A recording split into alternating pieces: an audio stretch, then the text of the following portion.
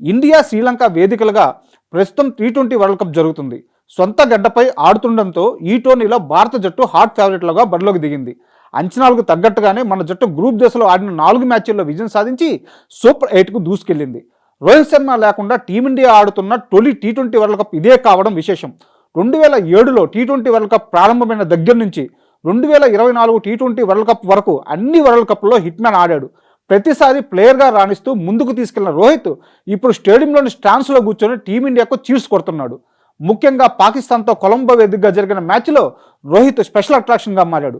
మ్యాచ్కి ముందు రవిశాస్త్రితో గ్రౌండ్లో తన అనుభవాలను పంచుకున్న ఈ ముంబై దిగ్గజం మ్యాచ్ జరుగుతున్నప్పుడు స్టేడియంలో ఇండియాకు సపోర్ట్ చేస్తూ ఈ టోర్నీలో భారత జట్టు సాధిస్తున్న విజయాలను చూస్తూ మురిసిపోతున్నాడు. వరల్డ్ కప్ ప్రారంభానికి ముందు కూడా రోహిత్ చాలా ఇంటర్వ్యూలో పాల్గొని టీమిండియాకు తన విలువైన సలహాలు సూచనలు ఇచ్చాడు.